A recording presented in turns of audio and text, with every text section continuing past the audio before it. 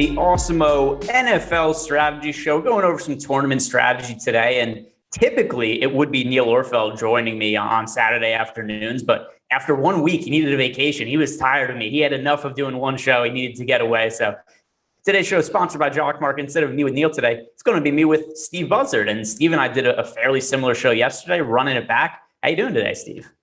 I'm doing awesome. You're worrying me a little bit though, that now I might need a vacation next week. So maybe I'm gonna have to keep that on the back of my mind here. Yeah, well, if Neil did one show with me and it required a 1 week vacation, two days in a row of you doing shows with me, that can mean a 2 week vacation is coming. But I like that. We'll give that out to Tom. Make sure he's realizing this. Yeah, for sure. I'm sure that Tom will approve. Be like, look, I've spent too much time around Greg. I need to get away, and I'm sure that he would. I'm sure he would understand. But week 2, and I don't want to hit all of the same talking points that we hit on yesterday. Yesterday we did a Yahoo specific show. Today we're going to be covering FanDuel and DraftKings.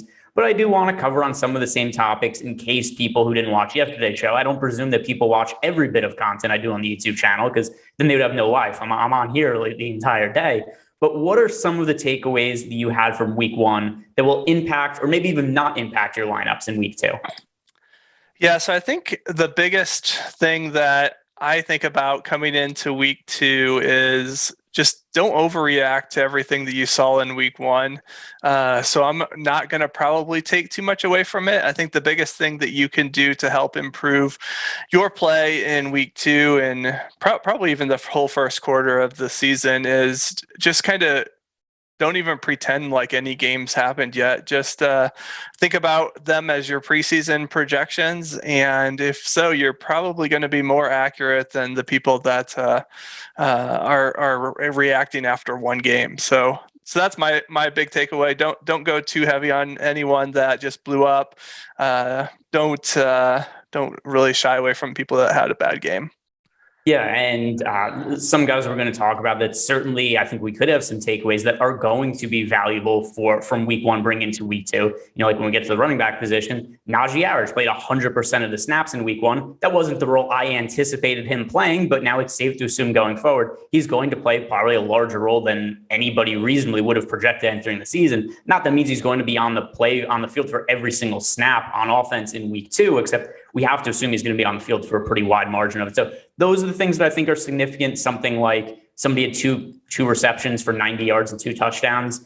That would be something that's less replicable. But stuff like playing time opportunity, that's the stuff that really does seem to have a little more weight, for me at least, heading into week 2. But let's start with the quarterback position. And right away, looking at some of the ownership here, nothing really stands out over on FanDuel in terms of massive chalk. It's fairly flat. Quarterback generally tends to be, a pretty flat position.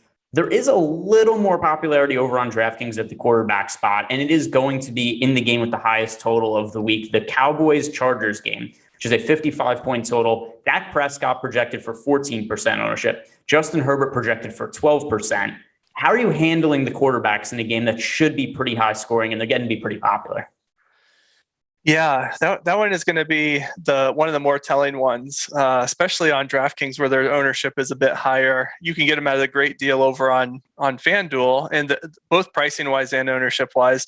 But on DraftKings, the decision points get pretty tough. I really like in a vacuum, if I'm not thinking about the ownership, Dak Prescott, because Michael Gallup out.